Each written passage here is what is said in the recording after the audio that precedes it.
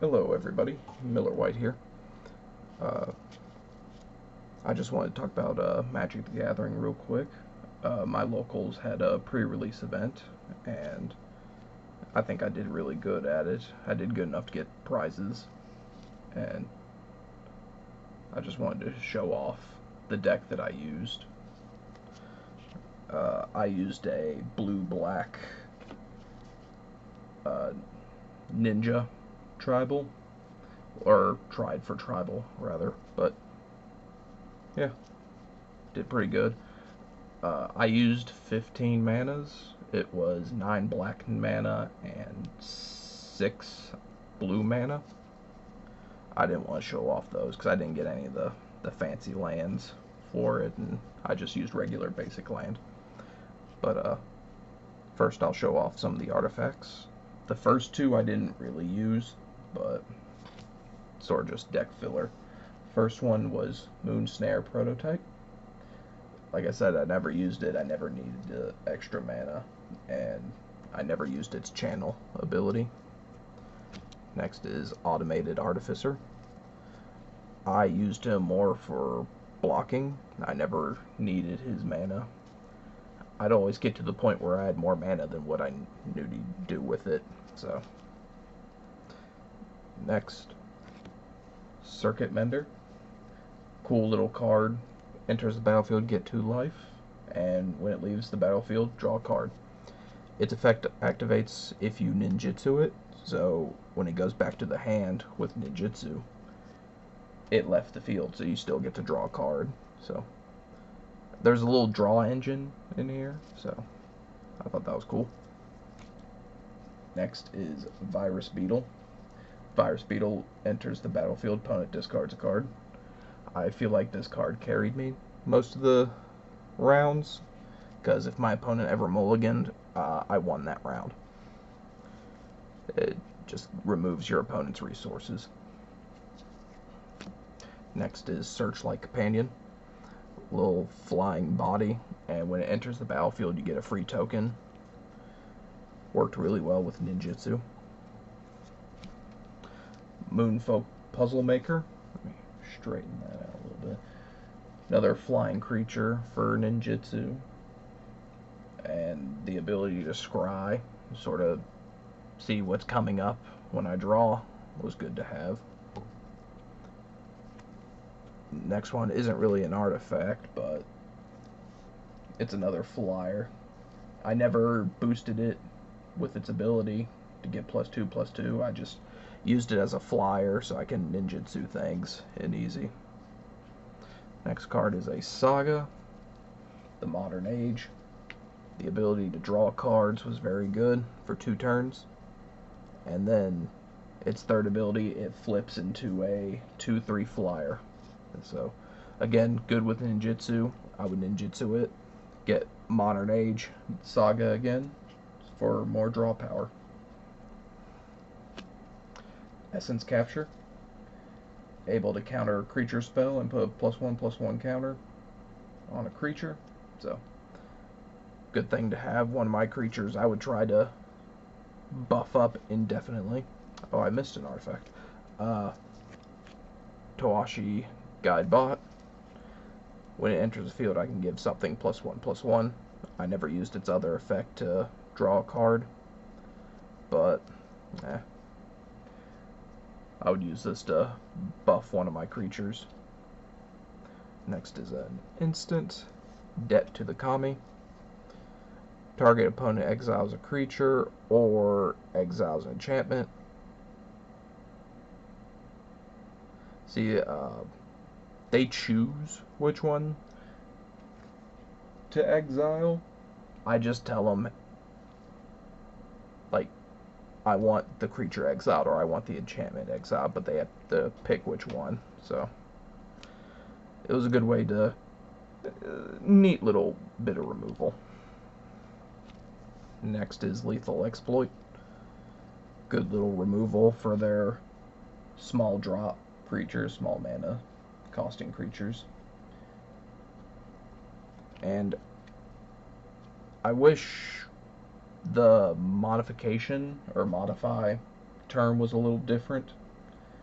because I feel like that term would be really broken if modified counted the enchantments and counters that your opponent put on your creatures. I feel like that would change the game, but I don't know. That's just me. Next instant is You're Already Dead. I had 2 copies of this. It was a good way just to block things with like my token, my spirit token that the companion would drop, and just kill things if they attacked. It's a good little 1-drop removal. Next is Spell Pierce. Just good way for them to use up mana. They always paid the 2, but it's whatever. Next is Discover the Impossible. This is a interesting card. I wouldn't say it was bad. Able to pick what I get to add or play. I don't think I ever played an instant with it, because like its bottom bit says you can play an instant if it's mana value 2 or less. I always just added things to my hand. So people are going to get mad with this one, but I opened my pre-release showcase. Katos, the Silent Spider. Neat little card. I liked using it so I can search the opponent's deck more so than actually exiling stuff and being able to play it, but every now and then I was able to play something. Next is Nezumi Blade Blesser.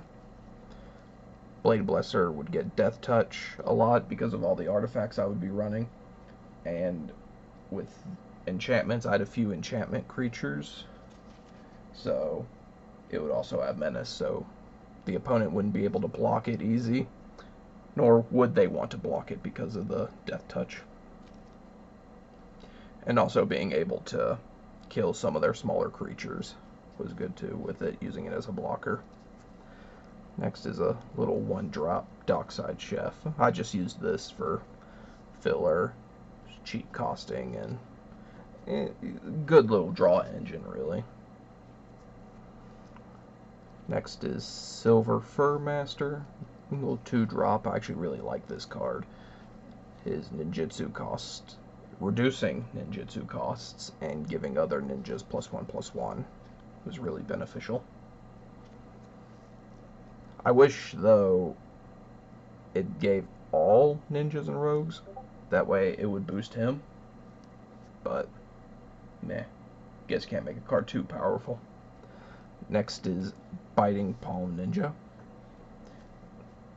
My opponents would fear this card. I didn't do research before playing this. I didn't know what I was going into.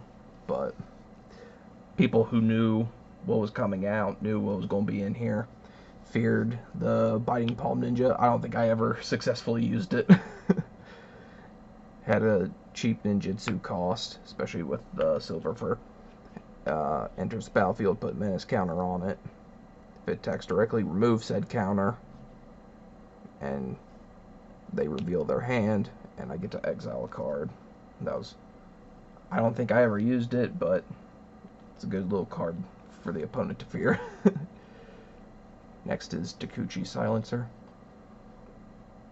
I don't think I ever was successful with this one either. I don't recall, but it was a good cheap mana costing creature. So next is Moon Circuit Hacker. I did actually use its ability a lot because I guess they didn't care about me drawing that much with it either, but nice little draw engine card. The next card is my bread and butter. I'm definitely going to mispronounce this one, but Mukotai Ambusher. Ninjutsu and Lifelink. Very cool card to use in this deck. I would get a bunch of Lifelink from this creature. Boost my life. At one point I had 30 life. So, cool card, and I think it's really neat that it's a common. So yeah. before I get off, I want to ask viewers a question. If was there a card that they were interested in this set? Because I was interested in one card, the Mirror Box. Legends rule doesn't apply. Each legendary creature you control gets +1/+1. Each non-token creature you control gets +1/+1 for each other creature you control with the same name as that creature. Now, this is an odd card, but I like it because of its third effect. Because I have a mono black Relentless Rat deck. Actually, I should maybe put this on the side. Let me do this. But yeah, Relentless Rats gets +1/+1 for each creature named Relentless Rats, and I can have any number of them. So I think that's a neat combo. Pretty much for every Relentless Rat on the field, they get +2/+2. So that can get out of hand with my deck. But I'm curious though, were there any new cards that people were interested in? Let me know in the comments. Goodbye.